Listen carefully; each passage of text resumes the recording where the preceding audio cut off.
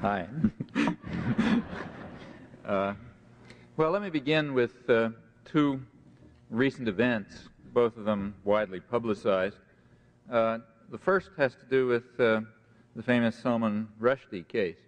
A couple of days ago, you may have noticed, the Prime Minister of Iran suggested a very simple way to resolve the crisis concerning Rushdie. He suggested that what should happen is that all the copies of his book, Satanic Verses, should simply be burned. And I guess the implication is that if that happened, then they could cancel the death sentence. That's one case, lots of coverage. Second case had to do with an interesting thing that happened here.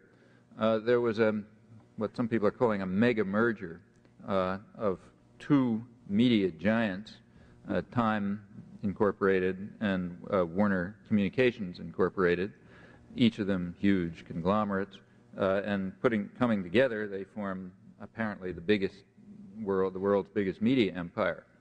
Now that also had a lot of publicity, even outside the business pages, and there was concern over the effects of the merger by increasing media concentration so effectively, the effects on freedom of expression. Well, these two events they seem rather remote from one another, and in a sense they are, but we can draw them together by recalling an event which was not considered important enough to be reported, but which I happen to know about because I was personally involved. The title for this talk is, you may have noticed, Manufacturing Consent, Political Economy, the Mass Media. That's actually the title of a recent book that I was co-author of with my co-author is Edward Herman, and the two of us have been working together for many years. Our first book was published in 1974, a book on American foreign policy and the media, in fact, and it was published by a publisher, a textbook publisher, a flourishing textbook publisher, which happened to be a subsidiary of Warner Communications Incorporated. Well, unless you're a very rare person, you never saw that book, and the reason was that when the advertising for the book appeared after 20,000 copies were published, one of the executives of Warner Communications saw the advertising and didn't like the feel of it and asked to see the book and liked it even less, in fact was appalled, and then followed an interaction which I won't bother describing, but the end result of it was that the parent company, Warner Communications, simply decided to put the publisher out of business and to end the whole story that way. Now, they didn't burn the books, they pulped them, which is more civilized. Also, books don't burn very well, actually, I'm told. They're kind of like bricks. But pulping works. And it wasn't just our book that was eliminated, it was all the books published by that publisher. Well, there are a couple of differences between this and the case of the Prime Minister of Iran. One difference is that this was actually done, not just suggested. The second difference is it wasn't just one book, it was all books which happened to be tainted by being published by the publisher who had done this bad thing. A third difference is the reaction.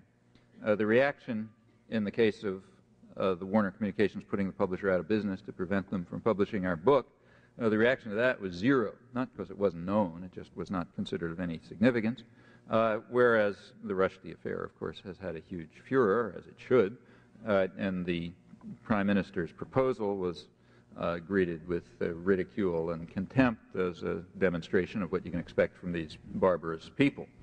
So there are some differences. Well, let's go back to the question about the mega merger. Will this new media empire restrict freedom of expression by excessive media concentration?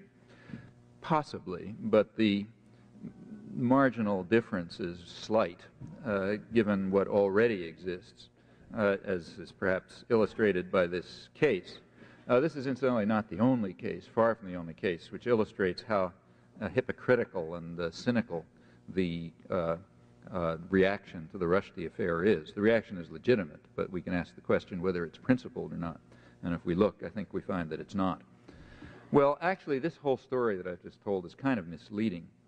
It's accurate in identifying the locus of decision-making power, not only in publishing and in the media, but in political life and in social life generally.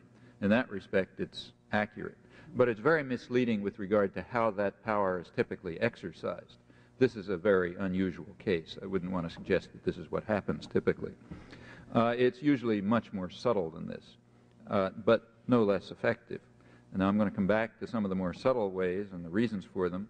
And in fact, if there's time, or maybe back in discussion, I'll talk about the aftermath of this particular incident, which is also kind of illuminating in this respect, though more complex.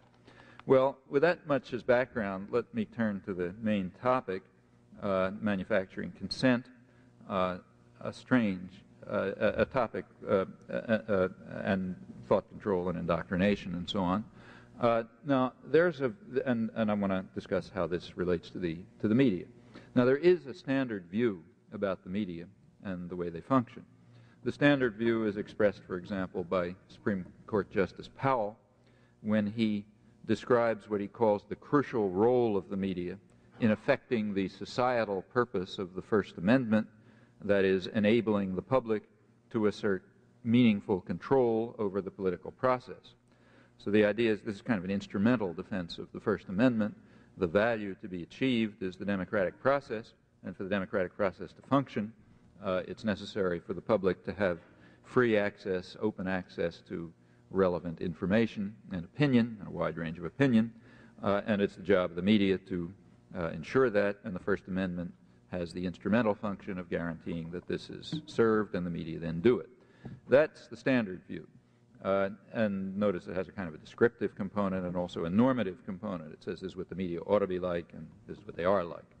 Now, that they ought to be this way seems sort of obvious, in fact, kind of almost tautological. If democracy has something to do with the public having a capacity to shape their own affairs, it obviously presupposes information, and that means the information system in a free society would have to serve this function.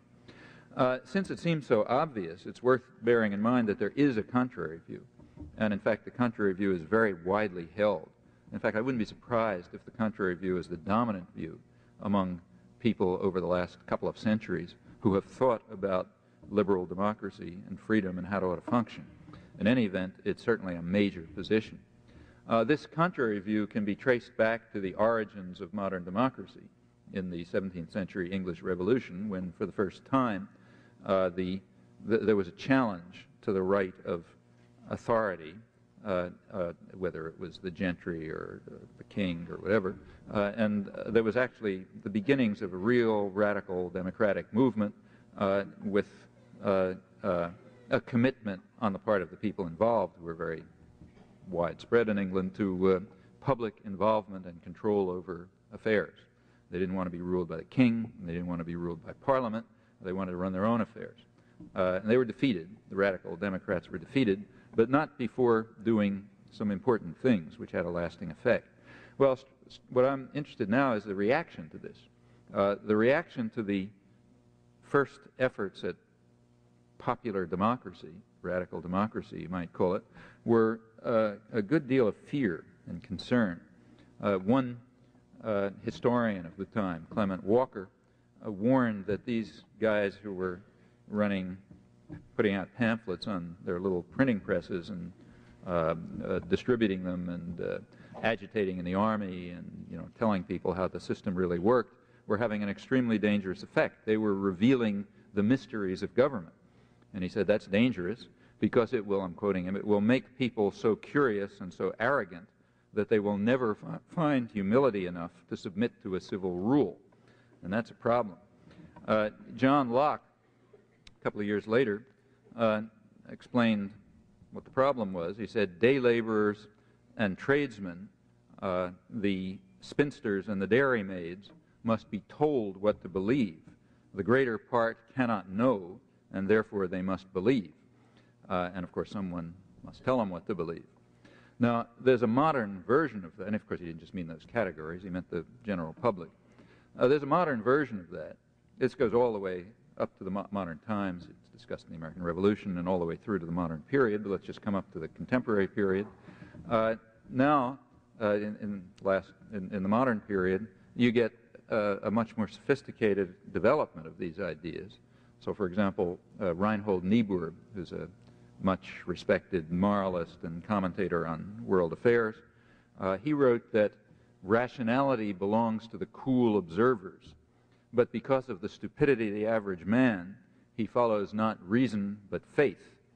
And this naive faith requires that necessary illusions be developed. Emotionally potent oversimplifications have to be provided by the myth makers to keep the ordinary person on course because of the stupidity of the average man. That's the same view, basically.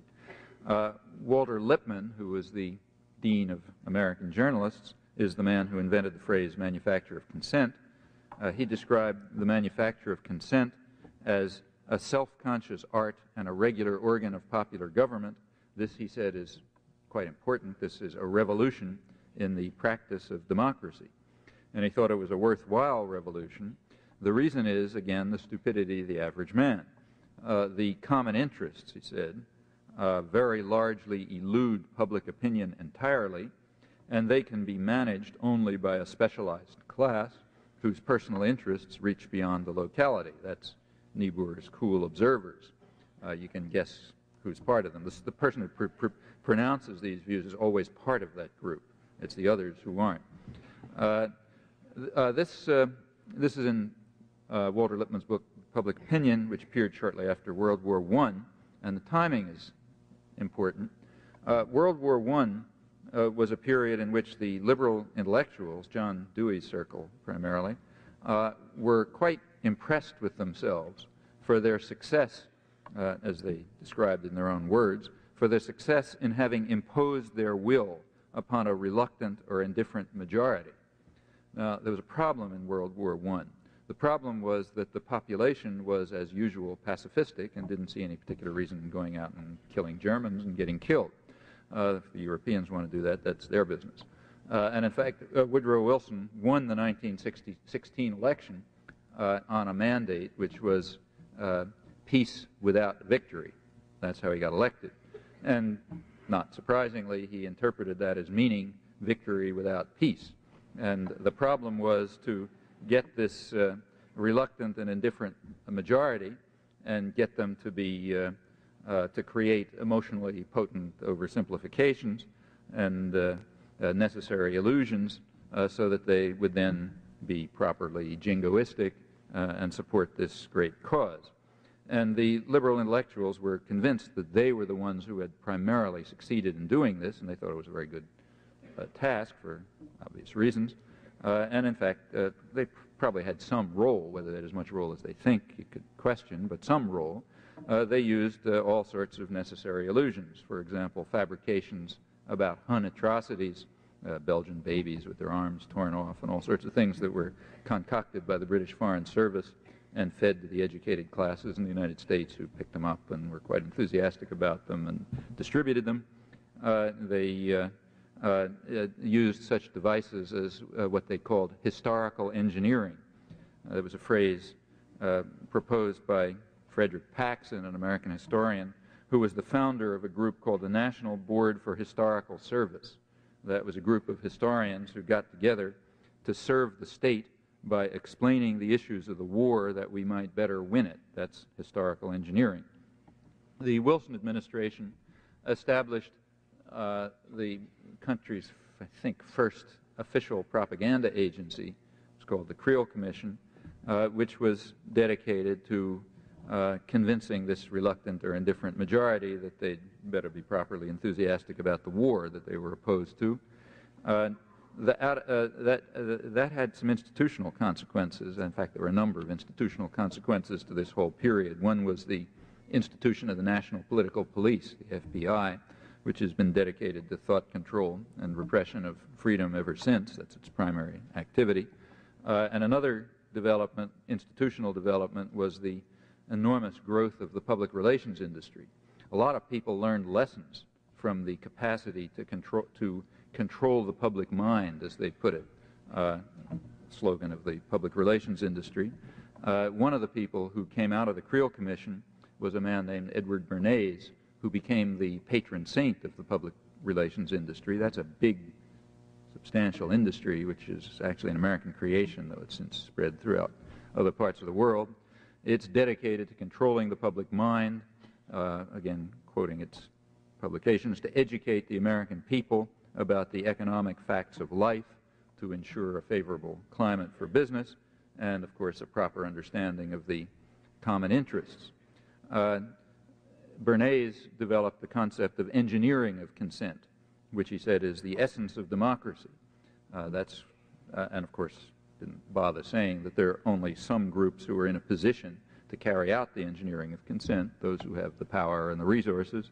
He himself showed how this was done often by, for example, demonizing the government of Guatemala, the capitalist democratic government that we were planning to overthrow with a successful CIA coup. He was then working for the United Fruit Company, which was opposed to the government because it was planning to take over unused lands of the United Fruit Company and hand them over to landless peasants, paying the rates that the United Fruit Company had given as their value for tax purposes, which of course they regarded as very unfair because they had naturally been lying and cheating about the value. So that was his achievement, and that, in fact, the public relations industry in general has been dedicated to this project ever since. The Creel Commission, incidentally, is a predecessor of a contemporary phenomenon that the Reagan administration constructed. It's their Office of Latin American Public Diplomacy. That's by far the largest propaganda agency in American history, maybe one of the largest of any Western government. And it was also dedicated to controlling the public mind. It was dedicated primarily to controlling the debate and discussion over Central America, to demonizing the Sandinistas, as one of its officials put it, and mobilizing support for the U.S. terror states in the region. It did it by framing the debate, by intimidating critics, by producing fabrications which were then happily repeated by the media. So, for example, one famous one, just to illustrate some of its achievements, when Ronald Reagan in 1986 read a spectacular and effective speech which convinced Congress to vote $100 million of aid for the Contras, right after the World Court had condemned the United States for the unlawful use of force and called upon it to end this aggression. This speech was extremely effective. It described all the whole litany of Nicaraguan crimes, and it ended up by saying that these communists actually concede that they're planning to conquer the hemisphere and undermine us all. They themselves say that they are carrying out a revolution without borders. That was the peroration. That's the way he ended up. Big excitement. Congress voted the aid. The Reagan administration declared that this meant war. This was a real war, and everybody was excited and happy. Now, that phrase, revolution without borders, actually had already been used. It had been used by a State Department pamphlet. It was called Revolution Without Borders, describing Sandinista crimes. And there's actually a version of that phrase that exists. The phrase appears, or something like it appears, in a speech by Sandinista Comandante Tomas Borge. He had given a speech in which he said that the Sandinistas hoped to construct a kind of a model society, a society which will work so well and will serve the needs of the poor so well that others will be inclined to try to do the same thing for themselves. And he went on to say that every country has to carry out its own revolution. There's no way for one country to make a revolution somewhere else. But the model that Sandinistas are constructing, he hoped was be so successful that others would want to do it. And he said, in this sense, our revolution transcends borders. Well, that phrase was immediately picked up by the Office of Public Diplomacy and turned into a threat to conquer the hemisphere. That fraud was at once exposed by the Council on Hemispheric Affairs, which sends out a weekly news analysis in Washington that journalists read. It was even mentioned in the Washington Post, somewhere in the back pages.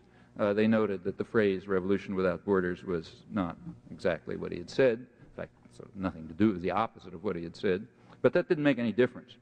The phrase was useful. The construction was useful.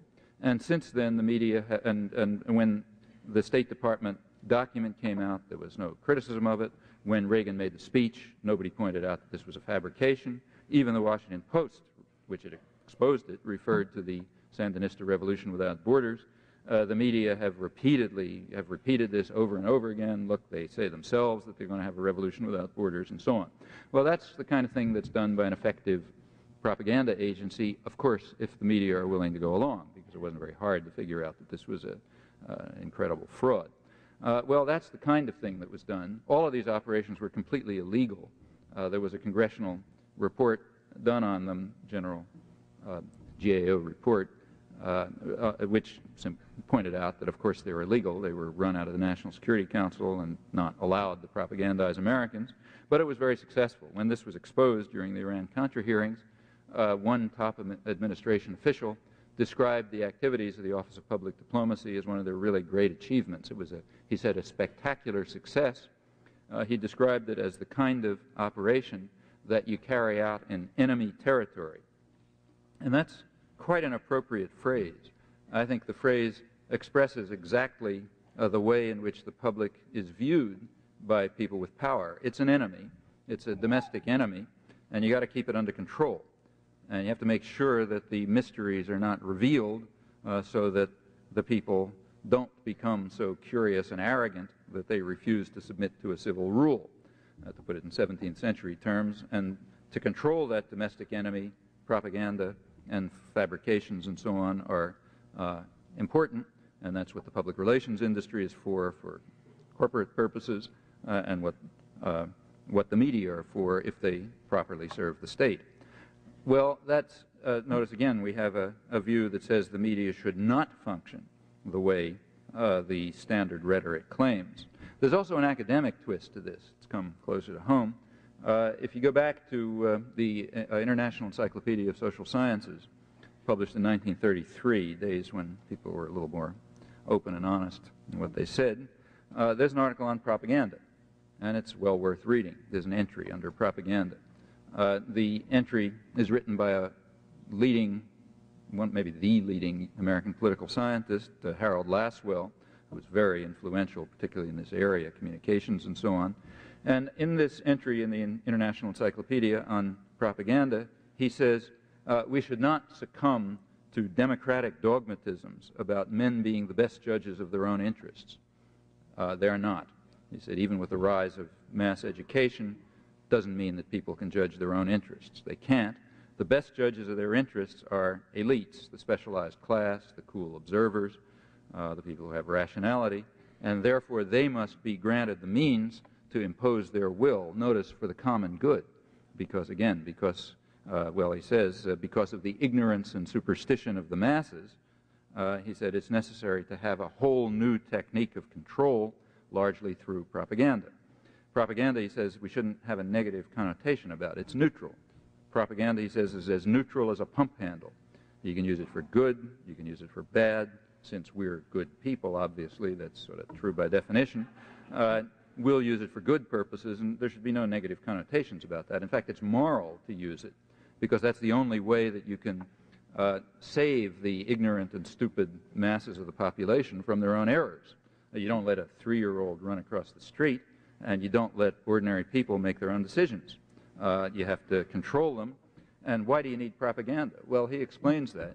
He says in military-run or feudal societies, what we would these days call totalitarian societies, you don't really need propaganda that much. And the reason is you've got a club in your hand. You can control the way people behave, and therefore it doesn't matter much what they think, because if they get out of line, you can control them for their own good, of course. But once you lose the club, once the state loses its capacity to coerce by force, then you have some problems. The voice of the people is heard. You got all these formal mechanisms around that permit people to express themselves and even participate and vote and that sort of thing. And you can't control them by force because you lost that capacity. But the voice of the people is heard, and therefore you got to make sure it says the right thing. And in order to make sure it says the right thing, you got to have effective and sophisticated propaganda, again, for their own good.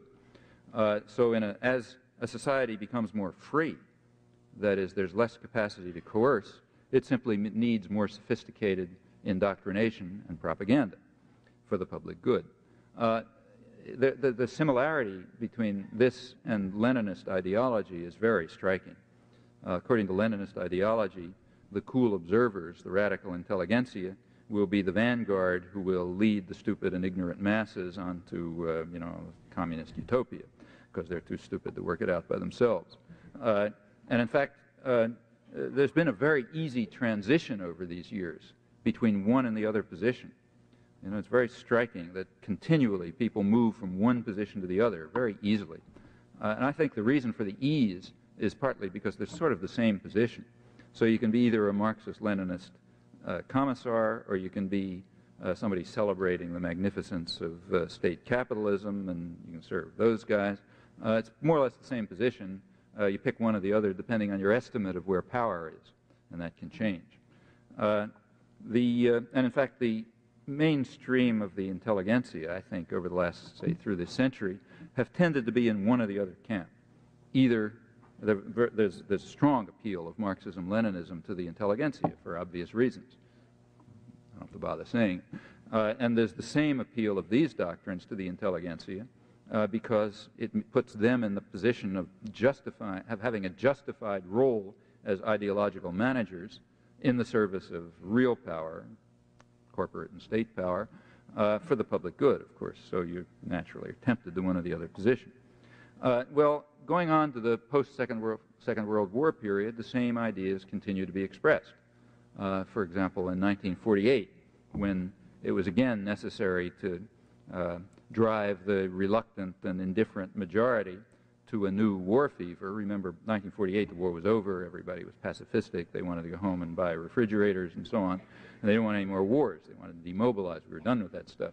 But they had to be whipped up into a war fever because there was a new war coming along, the Cold War, which was a real war, as the internal documents explained, and it was necessary to bludgeon them into belief in the demands of the Cold War, as Dean Acheson put it. A well-known presidential historian Thomas Bailey explained in 1948 that because the masses are notoriously short-sighted and generally cannot see danger until it is at their throats, our statesmen are forced to deceive them into an awareness of their own long-run interests. Deception of the people may in fact become increasingly necessary unless we are willing to give our leaders in Washington a freer hand. In other words, if we continue this nonsense of trying to control them through elections and that sort of thing, it's going to be necessary to have deception of the people because the masses are too stupid and ignorant to understand the danger that's at their throat. And that's the role of the media, to carry out the appropriate deception. Coming up to the present, or near present, in 1981, when we were launching a new crusade for freedom in Central America, Samuel Huntington, who was a professor of government at Harvard and a longtime government advisor, explained in a discussion in the Harvard Journal International Security that you may have to sell intervention or other military action in such a way as to create the misimpression that it is the Soviet Union you're fighting. That's what the United States has done ever since the Truman Doctrine. And that's what, of course, we're now doing. We're fighting Nicaragua, but we've got to create the misimpression that it's the Soviet Union that you're fighting. That's the job of the Office of Latin American Public Diplomacy and of the cool observers and of respectable intellectuals and of the media and so on. Actually, that remark of his is quite accurate and gives a certain insight into the Cold War and also the modern period. Well, these concerns about controlling the public mind, rather typically they arise in the wake of periods of war and turmoil. There's a reason for that. Wars and depressions and such things, they have a way of arousing people from apathy and making them think and sometimes even organize, and that raises all of these dangers.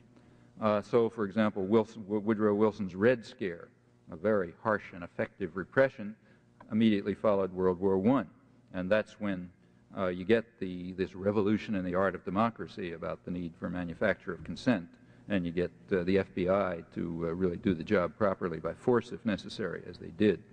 what we call McCarthyism, which is a poor label because it was actually initiated by the liberal Democrats in the late 1940s and picked up and exploited by McCarthy.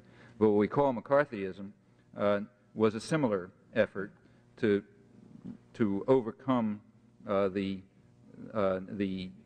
energizing effect of the war and the Depression in mobilizing the population and causing them to to reveal the mysteries of government and do all these bad things. And after the Vietnam War, the same thing happened. The Vietnam War was one factor, a major factor, in fact, in causing the ferment of the 1960s, and that caused a lot of concern, deep concern, which still exists, incidentally, because they haven't been able to overcome it. The 60s created what liberal elites called a crisis of democracy. That's the title of a quite important book on all of these topics.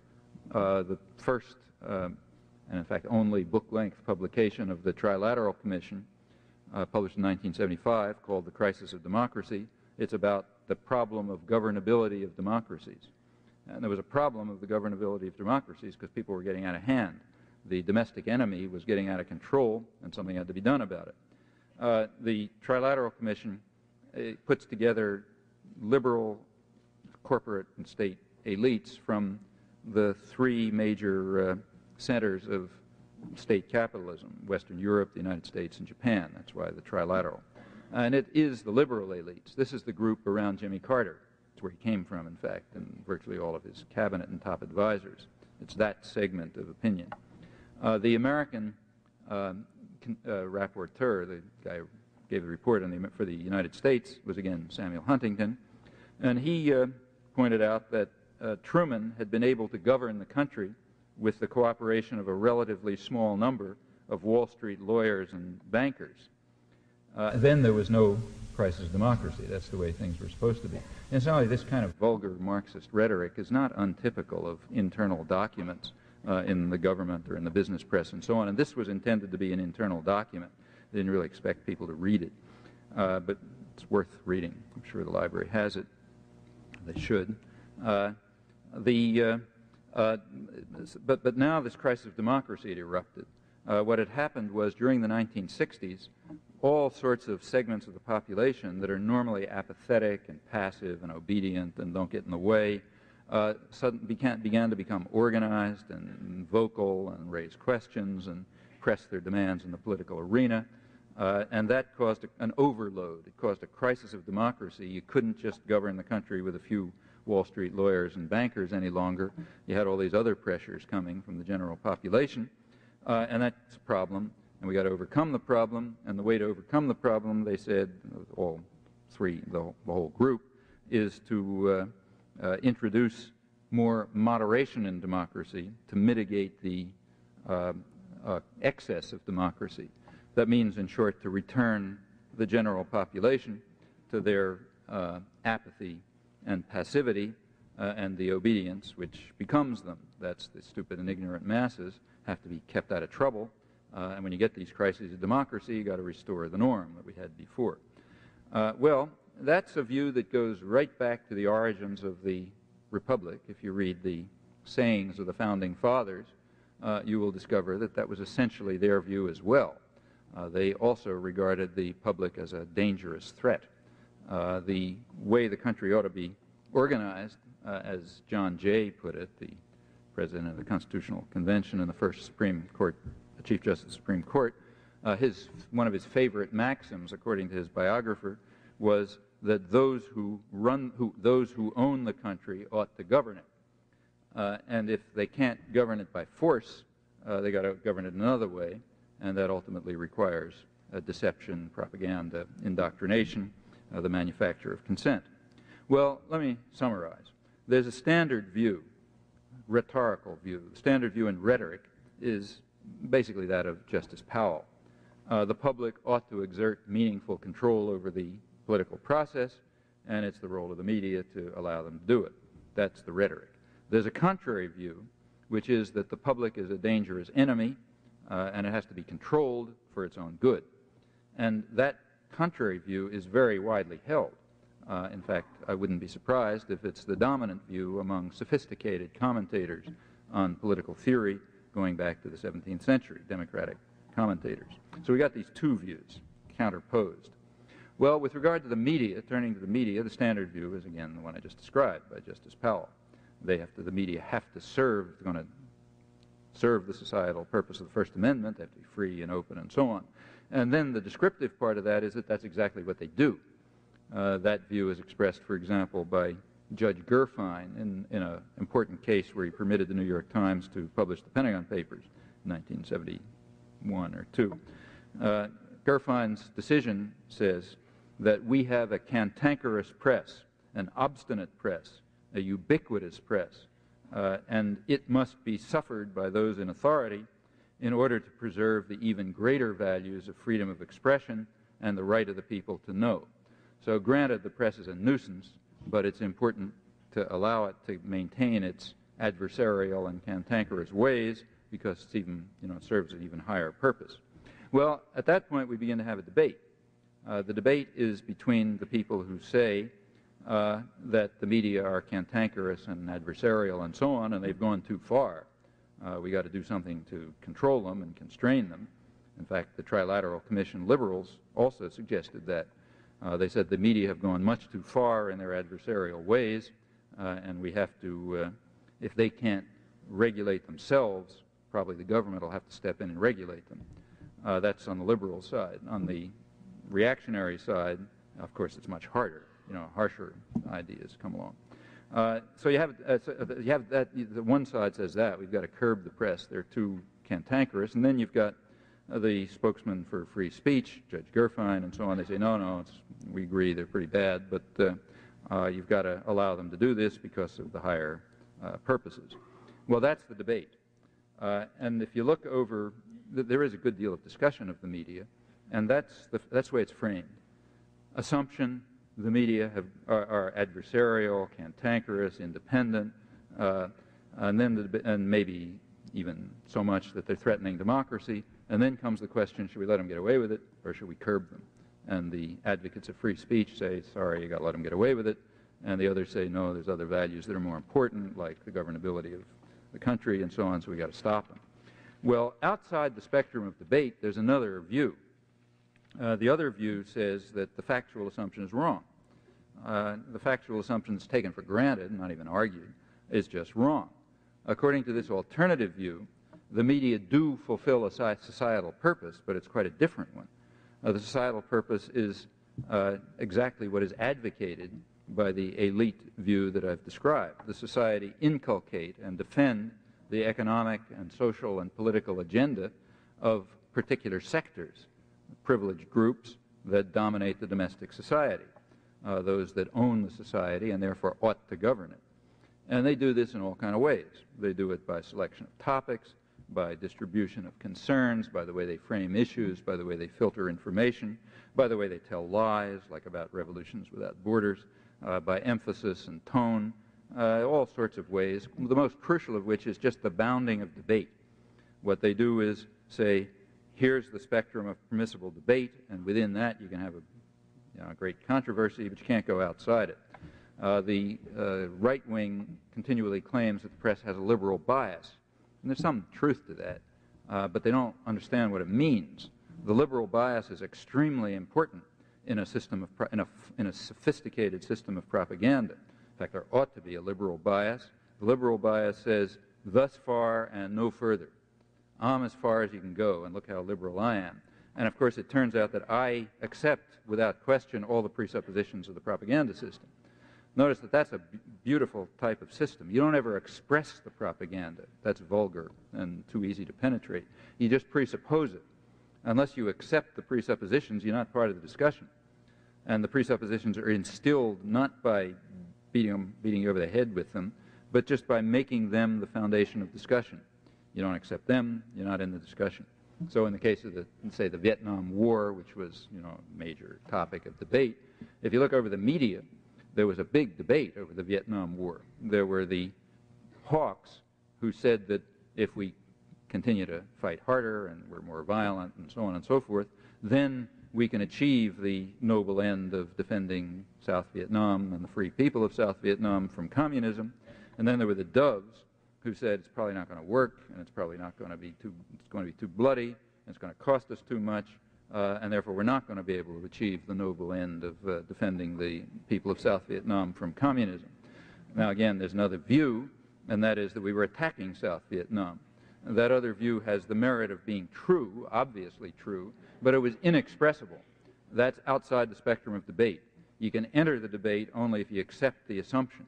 And if you check the media over the entire period, as far as I can see, Herman and I in this book review the media from about 1950 to the present on Indochina, and I don't think you can find an exception to this. I mean, even statistical error. That's the spectrum, you got to accept it. And the same is true, and there's a liberal bias in the sense that towards the end of the war, like by about 1969 or 1970, after Wall Street had turned against the war, then you got a preponderance of doves saying probably aren't going to succeed in defending freedom and democracy in South Vietnam, the country that we're attacking.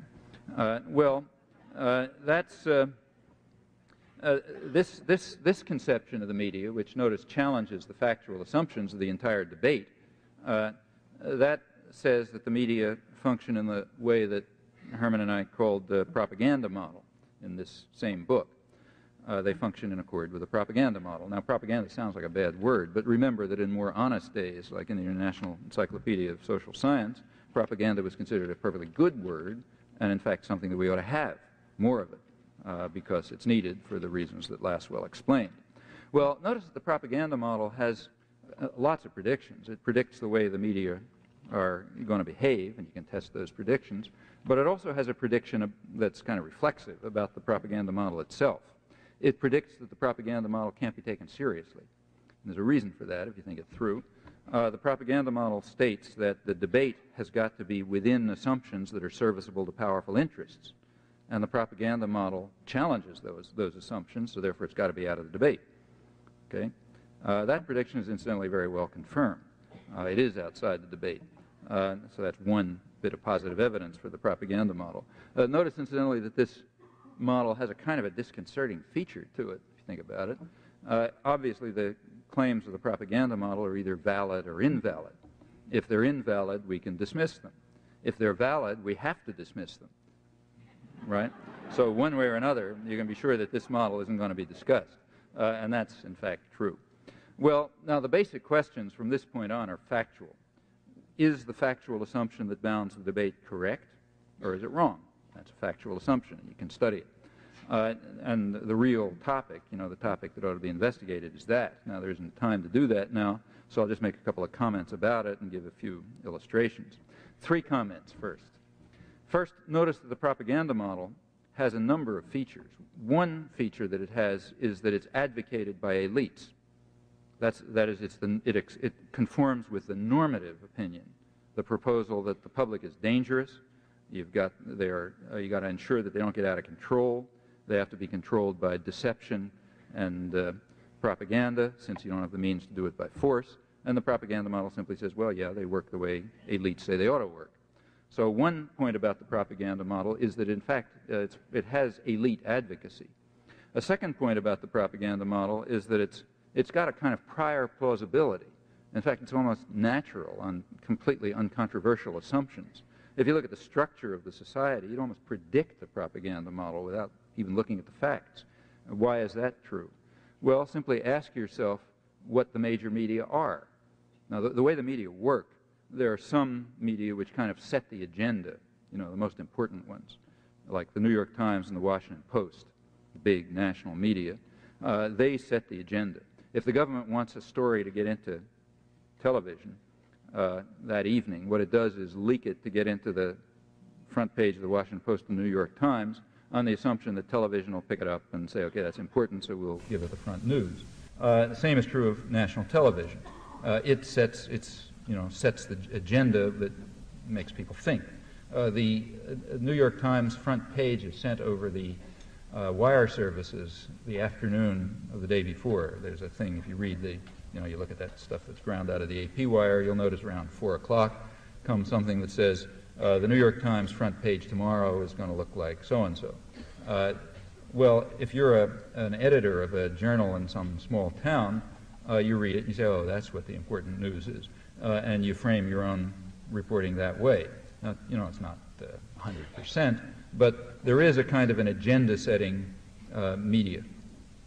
New York Times, Washington Post, the 3 television channels, a few others that participate to some extent in this. Well, ask yourself what those institutions are.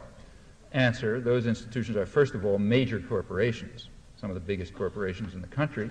Furthermore, they're integrated with, and in many cases owned by, even larger corporations, like General Electric and so on. So what you have is major corporations and conglomerates. Now, like other corporations, they sell a product to a market. The market, in this case, is advertisers. That's what keeps them alive. The product is audiences. They sell audiences to advertisers. In fact, for the major media, they try to sell privileged audiences to advertisers. That raises advertising rates, and those are the people they're trying to reach anyway. So what you have is businesses, corporations, which are selling relatively privileged audiences to other businesses. Well, just ask yourself the natural question, what do you expect to come out of this interaction? Major corporations selling privileged audiences to other corporations. Well, what you expect to come out of it on no further assumptions is an interpretation of the world that reflects the interests and the needs of the sellers, the buyers, and the product. That wouldn't be very surprising. In fact, it'd be kind of surprising if it weren't true. So on relative, and that of course means the propaganda model. So what you expect on relatively uncontroversial sort of free market assumptions with nothing else said is that you'll get the media will function in accord with the propaganda model. Now, if you look more closely, there are many other factors which interact to lead to the same expectation. The ideological managers, the editors and the columnists and the anchor men and all that stuff, they're very privileged people. They're wealthy, privileged people whose associations and interests and concerns are closely related to those of the groups that dominate the economy and that dominate the state. And in fact, there's just a constant flow and interaction among all those groups. They're basically the same group. They're ultimately the people who own the country are the ones who serve their interests. And again, it wouldn't be terribly surprising to discover that these people share the perceptions and concerns and feelings and interests and attitudes of their associates and the people they're connected with and the people whose positions they aspire to take when they move on to the next job and so on and so forth. Again, that wouldn't be very surprising. And on, I won't proceed. There are many other factors which tend in the same direction. Well, that's my second point. Second point is that the propaganda model has a kind of prior plausibility. A third point, which is not too well known, is that the propaganda model is assumed to be true by most of the public. That is, in polls, contrary to what you hear, when people are asked in polls, what do you think about the media and so on, the general reaction is they're too conformist. They're too subservient to power. They're too obedient. That's the either plurality or sometimes even majority view. And they're not critical enough of government, for example. That's the standard view. Well, we have 3 observations now. The propaganda model has elite advocacy, that is, elites believe that's the way it ought to be, the media ought to be. It has prior plausibility. It's very plausible on uncontroversial free market assumptions, and it's accepted as valid by a large part, probably the majority of the population. Well, those 3 facts don't prove that it's valid, of course, but they do suggest that it might be part of the discussion. It's not. It's off the agenda, exactly as the propaganda model itself predicts. That's interesting. That's an interesting collection of facts. Well, what about the factual matter of how the media behave? On this, there are by now literally thousands of pages of documentation, detailed documentation, case studies, and so on, which have put the model to a test in the harshest ways that anybody can dream up. I'll talk about some of the ways of doing it later, or in discussion if you want. But I think it's been subjected to quite a fair test, in fact, a very harsh test. There's no challenge to it, as far as I know.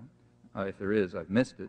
The few cases where there's any discussion of it, the level of argument is so embarrassingly bad that it just tends to reinforce the plausibility of the model. In fact, I think it's fair to say that this is one of the best confirmed theses in the social sciences. But in accord with its predictions, it's off the agenda. You can't even discuss it. Well, what I ought to do now is what has to be done in a course, actually, not in a talk, and that is to turn to cases. Ask how you get tested, what the results are, and so on. And there's plenty of material in print and more coming out in which you can check and see whether you're convinced that, in fact, it's plausible or accurate. My feeling is it is. I'll just give a couple of illustrative cases. And let me stress that I do this with some reluctance because the illustrative cases are misleading. They suggest that maybe it's a sporadic phenomenon. In fact, when somebody gives you a couple of cases, you rightly ask whether they're an adequate sample. Maybe they were just selected to work. So you ought to be suspicious about isolated cases. That's why the model has, in fact, been tested for many approaches. But that misleading necessity aside, because I can't do more than that, let me give you a couple of cases to illustrate the kind of thing I think you will find if you pursue the question of fact. Let's take something that you'd certainly expect the media to be concerned with, namely freedom of press. They got a professional interest in that. And in fact, there's a good deal of discussion of freedom of press in the media. Just keeping just to the last decade, the problems of the press in repressive societies has been very widely discussed. Many examples. The case that has been by far the most discussed, in fact, I suspect it has been discussed more than all questions of freedom of the press throughout the entire world during this period, is the one newspaper in Latin America that 99% of the literate population would be able to name if they were asked to name a newspaper in Latin America, namely La Prensa in Nicaragua. There has been an overwhelming amount of reporting on the tribulations of La Prensa in Nicaragua. One media analyst, Francisco Goldman, who studied freedom of the press in these countries, pointed out that in 4 years he found about 260 references to this in the New York Times. That's an incredible amount of coverage. I'm sure, I don't think anybody's done the study, but try it if anybody wants. I'm sure you'll find that this is more coverage than has been given to all other problems of the freedom of press combined all over the world, probably by a considerable factor. Anyhow, that's the one, that's the famous case. And this coverage has been very irate and angry because of the tribulations of La Prensa. For example, let's go back to the moment when Ronald Reagan succeeded in convincing Congress to vote $100 million in aid so that we'd have a real war, in violation of the demand of the World Court that the United States consider terminate its unlawful aggression. Right after that, after the government announced that now we finally got a real war, the government of Nicaragua suspended La Prensa. And that caused tremendous outrage in the United States.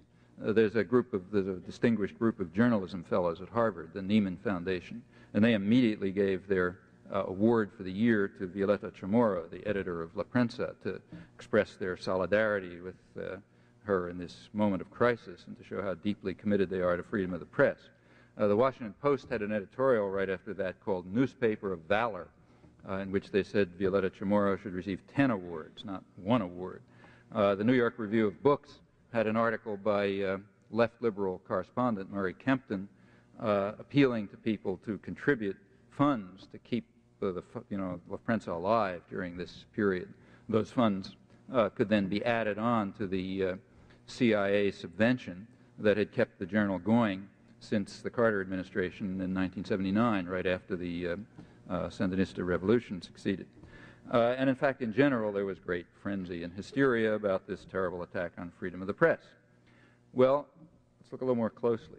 First of all, what is La Prensa? La Prensa is a journal which calls for the overthrow of the government of Nicaragua by a foreign power which funds it and which is trying to overthrow the government of Nicaragua.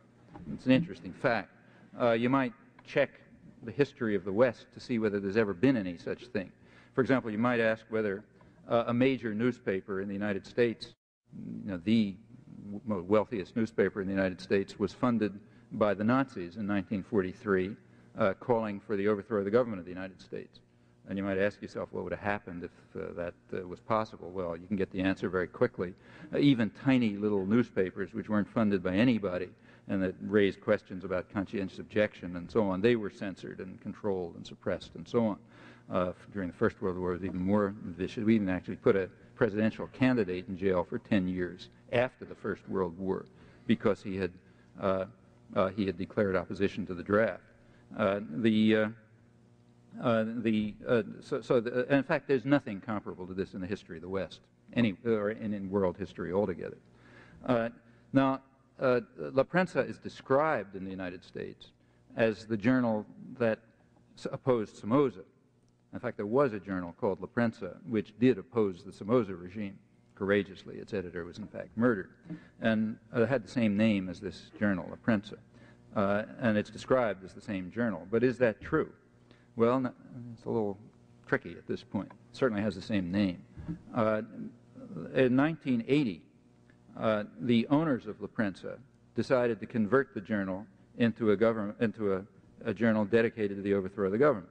At that point, they fired the editor, the brother of the editor who had been murdered under Somoza, and there was a split in the staff. 80% of the staff left with the editor and formed a new journal, El Nuevo Diario, which is the successor of the old La Prensa, at least if a newspaper is defined by its editor and its staff. Not, of course, if it's defined by the money that's behind it, supplied by the CIA, then you have a different answer to what's the old La Prensa. And that, incidentally, is also something that's never discussed. But suppose that's true. Let's suppose it's just a CIA journal, and, in fact, that there's no parallel to it in the history of the West, all of that being true, calling for the overthrow of the government, funded by the outside power, superpower that is trying to overthrow the government. Well, nevertheless, a true civil libertarian would defend La Prensa from harassment. I think somebody who really believes in civil liberties should say, yes, England should have permitted the press to be dominated by Nazi Germany in 1942. And if they didn't do it, that shows they don't believe in freedom. That's the position of a real civil libertarian. And that's the position of the American intellectual community with regard to La Prensa. And now at this point we ask the obvious question.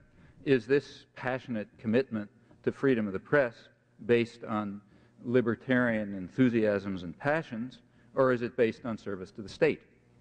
Well, there's a way of answering that question. In fact, we all know the way of answering that question. It's a question that we regularly ask, or don't even bother asking because the answer is so obvious, when we look at propaganda of our enemies. So you take a look at productions of, say, the World Peace Council, which is a Communist Front peace organization, or the East German Peace Committee, the government peace committee. You read that material, and you'll find that there's all sorts of descriptions there, generally valid descriptions of crimes and atrocities and repression in the United States or committed by the United States and its agents and so on, and great outrage over these horrors. Often that material is accurate, and often, in fact, it's material that's not reported here. Well, do we praise them for their, libertarian passions? No, we first ask a question. We ask, how do they deal with repression and atrocities carried out by the Soviet Union and its clients, where they are, and the ones they're responsible for? Well, as soon as we get the answer to that question, we dismiss the whole story with contempt and ridicule properly, even if their charges are accurate.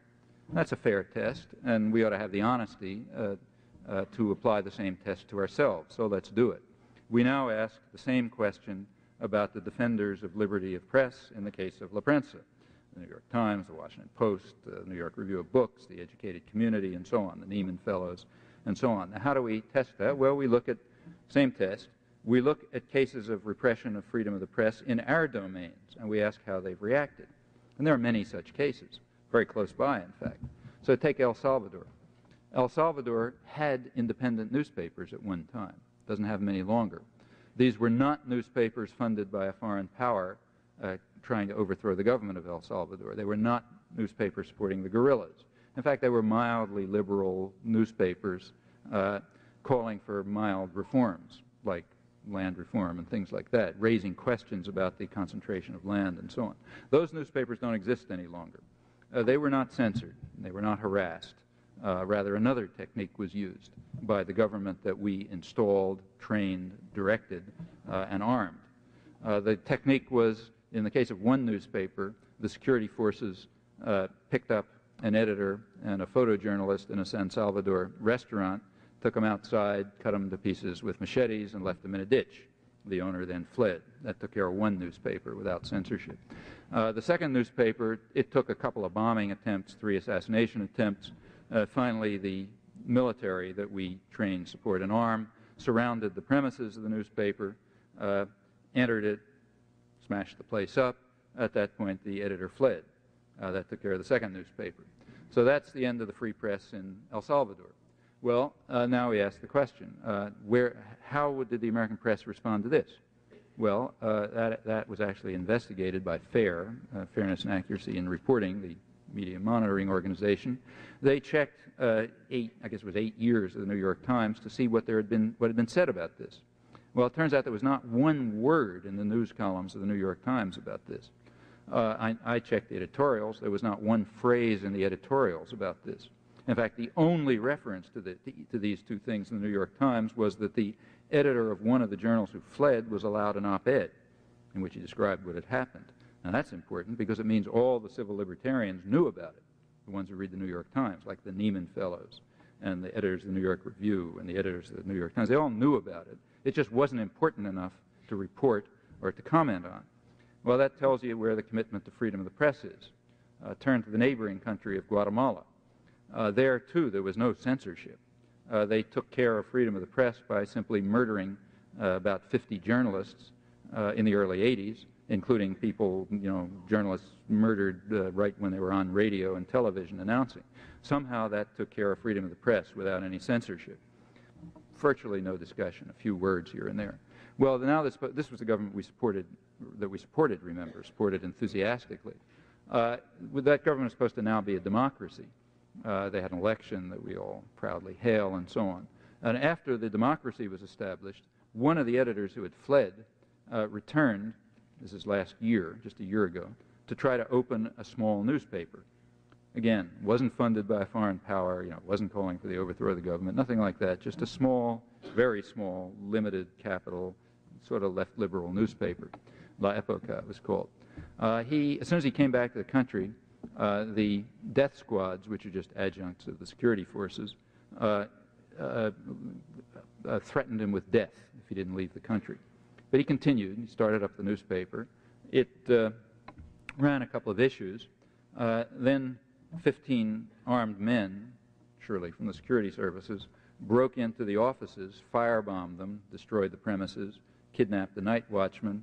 The editor called a press conference the next day in which he announced that this shows that there can't be any freedom of the press in the so-called democracy of Guatemala. Some members of the European press came. I don't think any American reporter came. He then received another death threat warning him to flee the country or be killed. He did flee the country. He was taken to the airport by a Western ambassador so that he wouldn't be killed along the way, and he went back into exile in Mexico. Well, how much coverage did that one get? In the New York Times and the Washington Post, which are the two that I checked, the amount of coverage was zero, not a word about it. And it's not that they didn't know it. They did know it. And you can prove that they knew it, because if you look in the small print, you'll find oblique references to it. So, for example, in the culture section of the New York Times, a couple of weeks later, there's a report of somebody who went down to some meeting in Mexico, and he met this guy, and he sort of refers to the facts. So they knew about it, just wasn't important enough to report. Let's take the other major client of the United States, in fact, the major client of the United States, the State of Israel.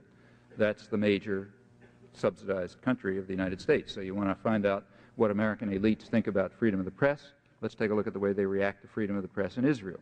Now here, history was kind enough to set up some controlled experiments for us. Literally. Let's go back to the week when La Prensa was suspended. Remember, right after the United States had declared war against Nicaragua, as the administration said, in violation of the World Court ruling, and they suspended this newspaper funded by the United States and calling for the overthrow of the government. Well, that just right then, Israel closed 2 newspapers in Jerusalem. 2 newspapers in Jerusalem were closed permanently. It's not the first time that had happened. The case went to the Supreme Court, the Israeli Supreme Court, and the Supreme Court ruled that it was legitimate to close the 2 newspapers because the security services had claimed that, without providing any evidence, because they don't have to, that these newspapers were funded by hostile elements, which presumably means the PLO. And the court declared, High Court declared, that no government would ever permit a business to function, however legitimate it may be, that's funded and supported by a hostile power. Freedom of press, they said, exists in Israel, but it's limited and is not permitted to undermine the security of the state. That's the High Court. Well, how much coverage was there of those two things while everybody was hysterical about La Prensa? Answer, 0. Or to be precise, there was a reference. In a letter to the Boston Globe in which I was commenting on the total hypocrisy of Harvard University and the Nieman Fellows, I mentioned it. But that, as far as I know, is the total references in the United States.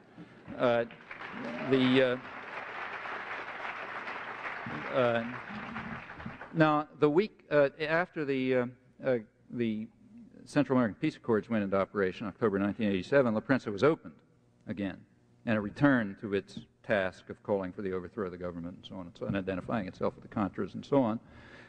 The week that La Prensa was reopened, history again ran a nice experiment for us. That week, the State of Israel closed a newspaper in Nazareth, that's inside Israel, and closed a news office in Nablus. The newspaper in Nazareth was closed because the state had again alleged, without providing any evidence, that it was associated with a hostile group. And the court went to the courts, and the courts declared that this was legitimate, even though the editor had stated, which of course was true, that everything that appeared in the newspaper had gone through censorship, because they have heavy censorship. Didn't matter. The office in Nablus was closed on the same pretext, some connection with a hostile group. As far as I know, it never went to the courts. So how much coverage was there of those two things? Well, the usual answer, 0. I could go on, but these facts show very clearly, they answer very clearly the first question.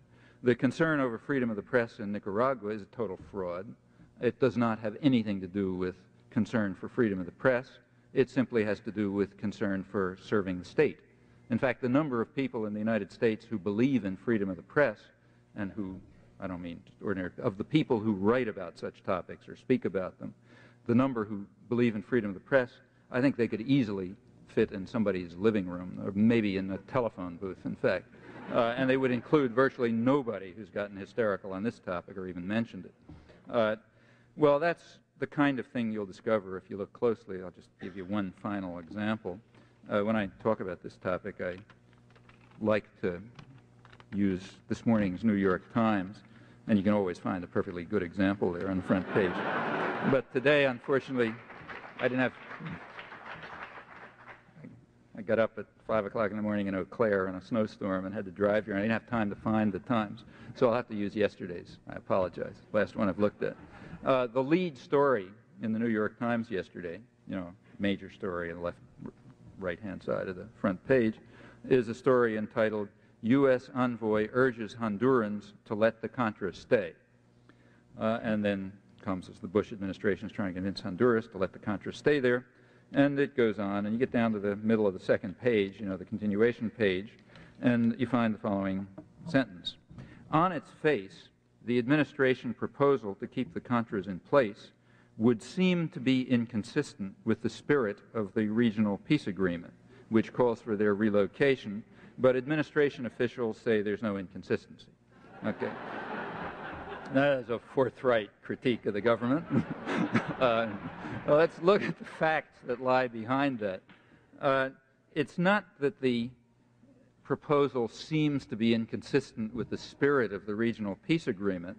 It's that it's flatly inconsistent with the wording of the regional peace agreement. And it doesn't matter which regional peace agreement you're referring to. If you're referring to the Central American Peace Accords of August 1987, they identify one indispensable element, they call it, for bringing peace to the region, and that's the termination of any aid, logistical, technical, propagandistic, any aid whatsoever to irregular forces, meaning the Contras attacking from another country.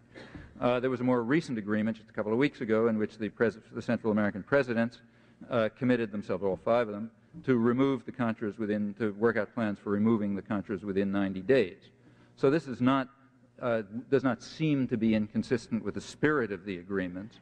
It's flatly inconsistent with their precise wording. And it goes on. The point goes on. There's going to be a vote in Congress about humanitarian aid to the Contras who were convincing Nicaragua to leave Honduras to leave in Nicaragua. And the press is going to refer to this as humanitarian aid, as they've been doing all along. Well, the term humanitarian aid has a meaning.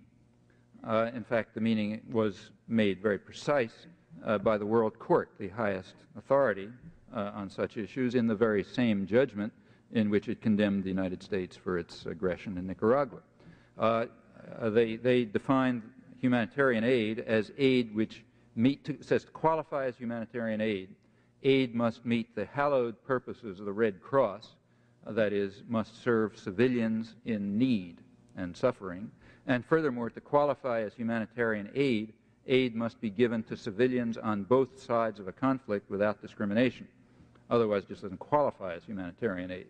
So by the ruling of the World Court, and in fact that's the standard definition, what the media call humanitarian aid isn't humanitarian aid at all. It's just military aid. It's aid to keep a military force present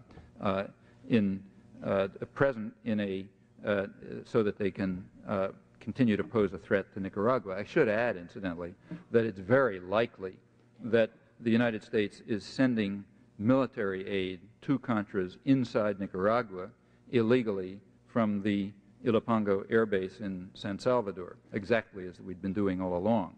That's what's called the Hasenfuss route, because it was exposed when the American mercenary Eugene Hasenfuss was shot down.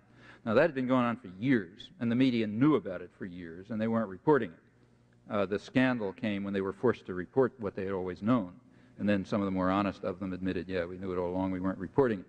In fact, they were being informed all along by Nicaraguan intelligence that these flights were coming. They were told how many there were, where they were, they got radar sightings. It just wasn't the kind of story you report if you're a good commissar. So none of it was reported until the plane was shot down with the American mercenary, and then, can't stop reporting it. Well, the same Nicaraguan sources that were ignored before and were accurate, as everyone concedes, are once again reporting that Nicaraguan radar is starting to pick up Contra flights from Ilopango Air Force Base into Nicaragua. And there's no particular reason to doubt that those reports are accurate now. But I don't think there's a single reference to these reports in the media. At least I haven't been able to find one. And it's not because they don't know it. They came across the AP wire, which means everybody knows it. And it's not that it's an obscure fact. After all, that's what the whole Iran-Contra hearings were about. It's just that a disciplined press doesn't report things like that. Now, this is a free country, so you can find out about it. All the readers of Barricada Internacional, the Sandinista newspaper that's put out and, that's distributed from San Francisco, so it's about 1,500 people and so on, they could find out. So fortunately, nice not to be in a totalitarian country, but the readers of the news, or people who happen to have access to the AP wires and read them all day, they could find out. But people who are looking at the tube or reading their newspaper are not going to find out, though it's pretty important. Well, continuing with humanitarian aid, there's going to be a vote on it in a couple of weeks, and probably they'll vote it. The so-called humanitarian aid that's been given is in violation of the Central American agreements. It's actually even in violation of the very congressional legislation that legislated the aid. In other words, it's an internal self-contradiction, which nobody will point out in the media. How does that work? It works as follows.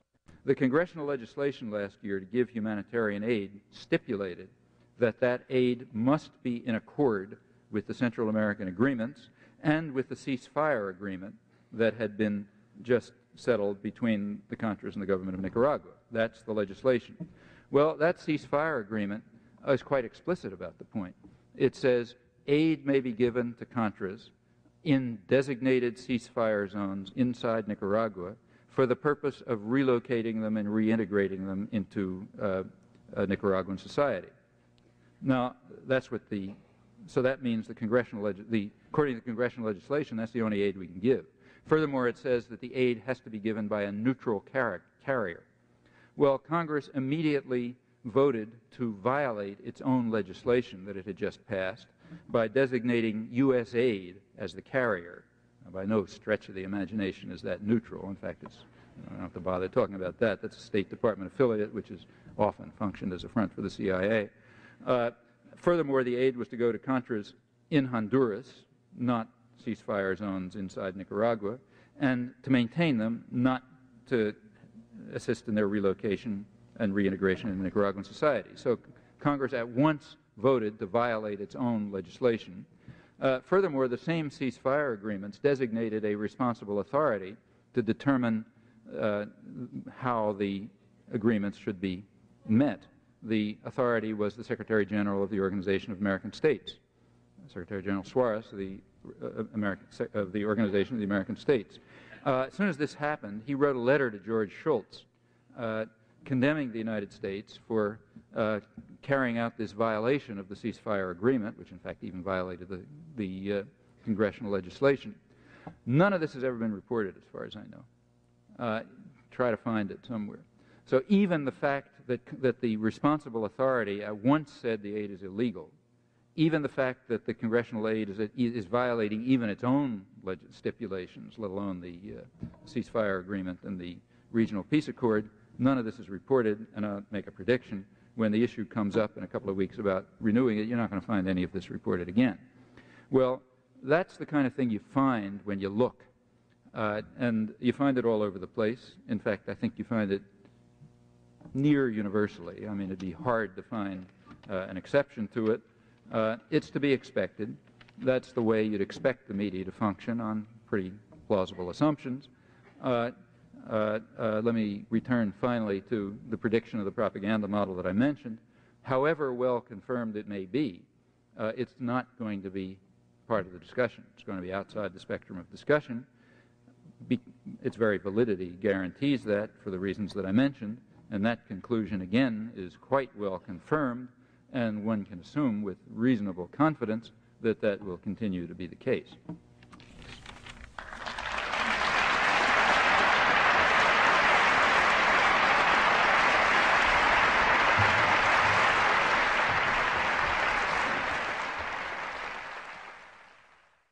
You've been watching Part 1 of a presentation by Noam Chomsky, a PDX Justice Media Productions From the Archive lecture, Manufacturing Consent, the Political Economy of the Mass Media.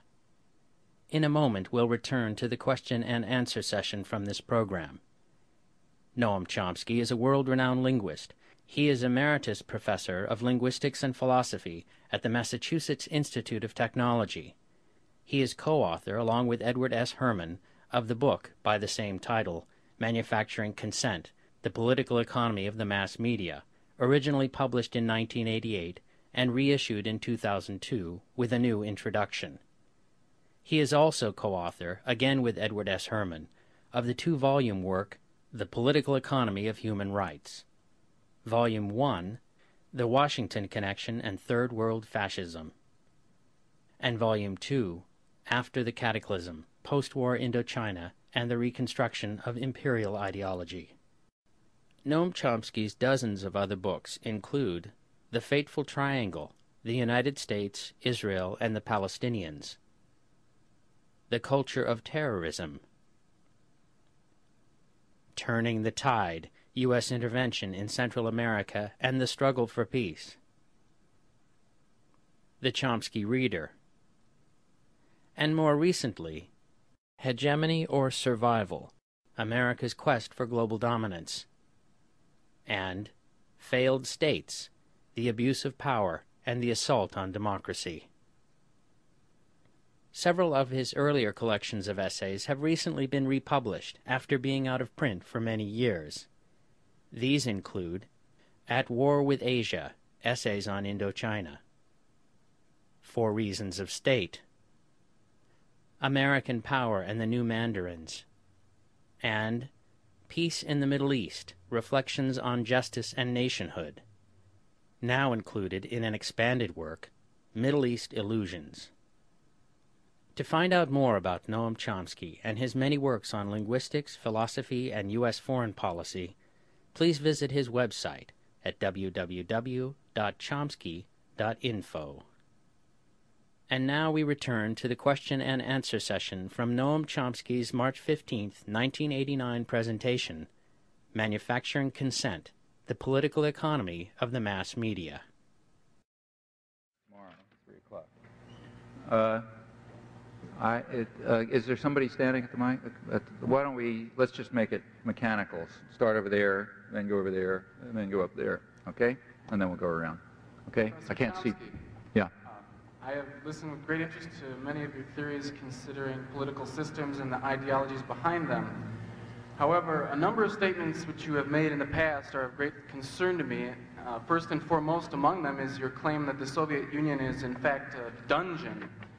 And to my way of thinking, such blanket condemnation of an entire society can only be regarded, to say the least, as inappropriate. Moreover, I believe that these kinds of statements can become quite destructive in serving to propagate inadequate and outdated notions of the communist enemy. And I just wonder if these ideas, I've been waiting 3 years to respond to that statement of yours, and I wondered if in the light of the changes that have come about with glasnost and perestroika, openness and restructuring, it's arguable how significant they are, but if I don't know if you still maintain that strict view on the subject. Yeah. Well, first of all, I didn't say that the society is. I said the state is, the government, and maybe people living in their homes or not. But I said it because I think it's true. I mean, I think that the Soviet Union is a dungeon. I also don't think it has anything to do with communism or anything to do with socialism. As to the changes, I think, one hopes that they'll work. What's happened is that the jailers have decided to relax it a little bit. Notice that those changes are coming from the top, which is good, better than having no changes. But in fact, Gorbachev has concentrated more power into his hands than the leadership had in the past, and he's using that power in something like the manner of Peter the Great, to try to liberalize the society from above, which means to cut back the restrictions, to open it up a bit, and I think that's all to the good. I mean, I have a feeling that those changes they've already set forth lots of, they have, when you introduce changes like that, lots of things begin to happen. Popular forces do begin to develop, and you get all kind of conflicts and interesting things happen, and it remains to be seen where it'll lead. So I'm glad to see that as I see it, if you want to continue with the metaphor, that the jailers have decided to open the cells a little bit and to allow a little more freedom in the society. I think that's very good, and I hope that other forces get them to continue to do it. But as to, we could discuss whether this is an accurate perception of the society or not. I guess you think it isn't. I think it is, and I'll explain why, if you like. But to get to the point you raised, suppose I think that it is. I think I should say it. I don't see any reason not to say it if I think it's true. I guess my only real question is, there's political repression in the United States, too. Does that make the United States a dungeon? No, because the United States is a much freer society. In fact, what I've said about the United States, and I'll say it again, is in many ways the freest society in the world. Sure, there's repression here, but it's also, by comparative standards, a very free society. In fact, I think that's one of the reasons it has such sophisticated thought control, as I tried to explain. The capacity of the state to coerce in the United States is relatively limited. You're quite right that there's plenty of oppression. I mentioned the FBI, which is the National Political Police, which is dedicated to oppression. That's its job. It's been doing it ever since it was founded. Well, that's inconsistent with the free society. But again, by comparative standards, remember, I'm talking about comparative standards, the United States is quite a free society. The capacity of the state to coerce, I think, is limited, probably more so than any other society I know, at least. So I don't think that it would be correct to call it a dungeon. Well, thank you. You've been watching Part 1 of a presentation by Noam Chomsky, a PDX Justice Media Productions from the Archive lecture, Manufacturing Consent, the Political Economy of the Mass Media. Part 2 of this lecture concludes the question and answer segment of the program and is also available as streaming video. This lecture was recorded at the Wisconsin Union Theater on the Madison campus of the University of Wisconsin on the evening of March 15, 1989. To find out more about Noam Chomsky and his work, please visit his website at www.chomsky.info. Special thanks to Steve Breaker of Worthwhile Films and Rosemary Beaudelet of Art Industry for their work in making this program possible. This program was produced by PDX Justice Media Productions. To find out more about this presentation and about the many other programs in the PDX Justice Library, please visit our website at www.pdxjustice.org. You'll find links to websites that provide further background to the issues discussed in this presentation, and you'll find streaming video and audio of lectures and interviews with writers such as Jonathan Kozol, Phyllis Bennis, Ralph Nader, Natalie Angier, and many others. Thanks for watching, and thanks for supporting listener-sponsored radio, public access television, net neutrality, and all forms of grassroots, democratic, community media.